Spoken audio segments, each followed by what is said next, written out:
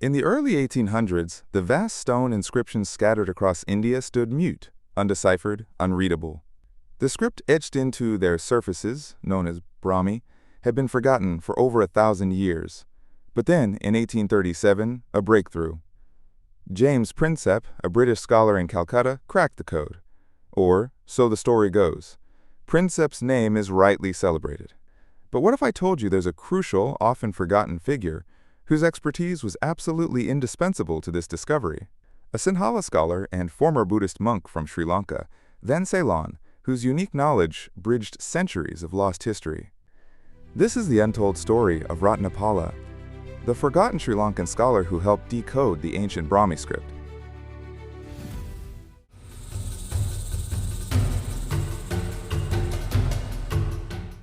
Inscribed on stone pillars and caves across the Indian subcontinent, the Brahmi script held secrets of a forgotten empire. For centuries, its meaning was lost. In the 1830s, the race to decipher it was on. In Calcutta, one man was determined to crack the code, James Prinsep, a polymath and assay master at the Calcutta Mint. But the key would not be found in the libraries of Europe, but in the living knowledge of a unique collaborator.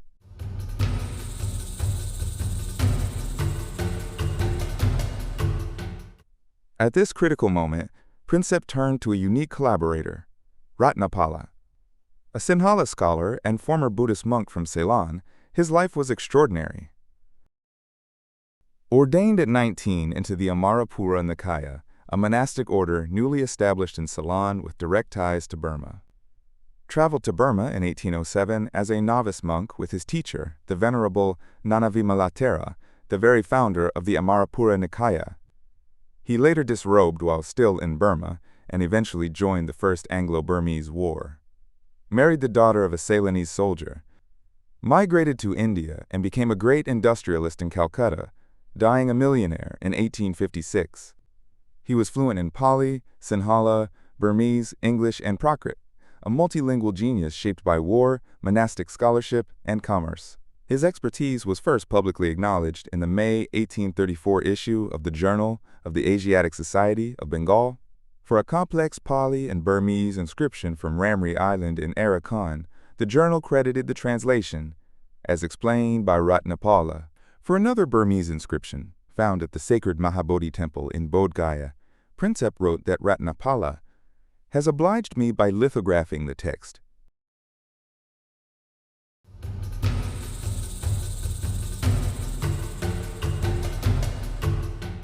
While studying short inscriptions from Sanchi, Prinsep correctly guessed that a recurring set of two final characters represented the word danam, gift. This unlocked the alphabet, but having the letters was only half the battle. Prinsep's journal entries reveal a deep intellectual partnership that culminated in the final 1837 decipherment. The moment he deciphered the Brahmi alphabet, his very next thought was of Ratnapala. In a letter to his colleague Alexander Cunningham on May 23, 1837, he declared, "I think with Ratnapala, whom I shall summon, we shall be able to read the whole of these manifestos of the right faith, Buddha's bulls." This partnership proved essential. At the final decipherment of the Great Pillar Edicts written in Brahmi, it was Ratnapala who provided three crucial breakthroughs that turned a string of symbols into history. First, he supplied the grammatical foundation. Prinsep wrote that he immediately invited Ratnapala to assist, who could critically take objections to inaccuracies which were repeated in every instance of the pillar text. Thus, the doubles was wanting in dasi. The nominative laja should be written raja, hivam, evam, and aha, aha. Second, Ratnapala unlocked the timeline of the forgotten empire. Faced with a key phrase in the edicts, Prinsep noted it was Ratnapala who immediately read as Sata ve sati vase abhisitename in the 27th year of my reign.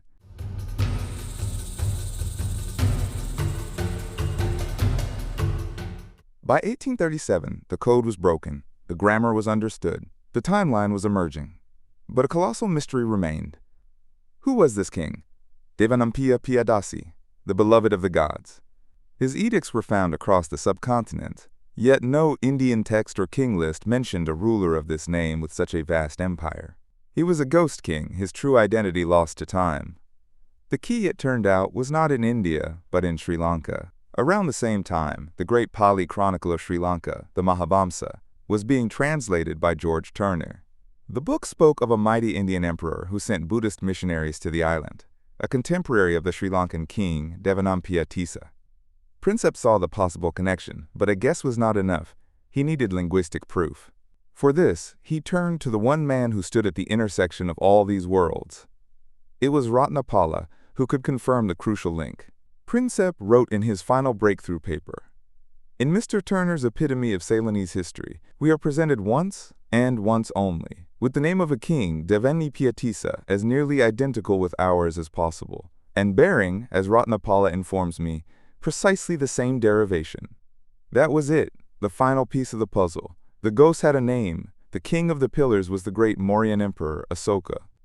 For the first time in over 1,500 years, his voice was heard again.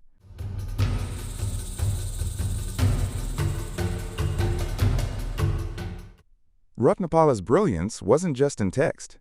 It was in his voice. His living knowledge had already solved a puzzle that had baffled the greatest minds in India. In 1835, a mysterious Buddhist creed was found on two separate stones.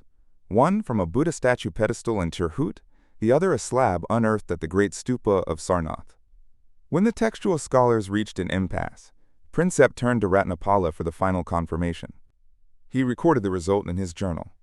Dr. Mill's conjectural emendation has been since unexpectedly confirmed by the Sinhalese Christian convert from Buddhism, Ratnapala, who repeats both passages in the Pali or Prakrit form from memory, describing the former especially as universally current among the disciples of Buddha. This wasn't just scholarship, it was cultural continuity. Ancient Sri Lanka had preserved this knowledge in its monastic institutions for centuries. Ratnapala, a native Sinhala speaker, was a direct product of this tradition. The very script of his mother tongue was a living evolution of the ancient Brahmi they sought to decipher.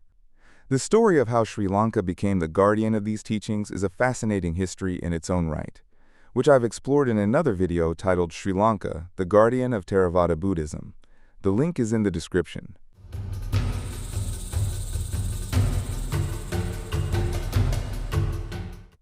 Although James Prinsep credited Ratnapala for several crucial breakthroughs in his Breakthrough 1837 paper, these academic acknowledgments did not secure him a place in the popular narrative.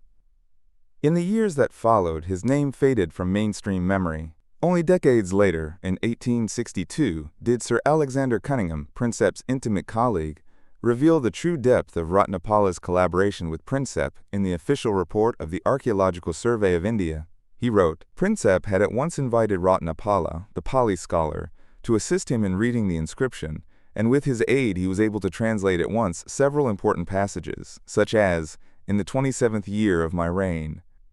More than a century later, the thread of his story was picked up again in his home country. As Sri Lankan Supreme Court Justice K.D. De Silva wrote in a 1973 article, he also collaborated with James Prinsep in deciphering the Asoka inscriptions. This scholarly reassessment continues to this day. A 2021 paper from a Sri Lankan academic publication, the Journal of Archaeology and Heritage Studies, by researcher K.L. Fernando, calls Ratnapala the forgotten genius and the hidden force behind the decipherment.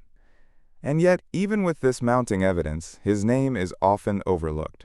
The truth remains, Ratnapala was no assistant. He was an indispensable intellectual partner.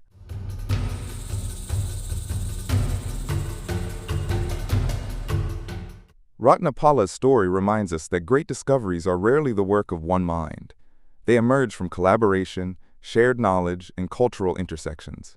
Recognizing Ratnapala completes the story of the Brahmi script's decipherment and honors the living legacy of South Asian linguistic scholarship. His life, bridging monastery and battlefield, temple and mint, Sri Lanka and Calcutta, speaks to a deeper truth. That history is not just written in stone. It is also whispered in forgotten names. History often remembers the loudest voices, but sometimes the quiet ones held the key. It's time we remember them. This is Hela Nomad, uncovering the lost voices of history, one story at a time.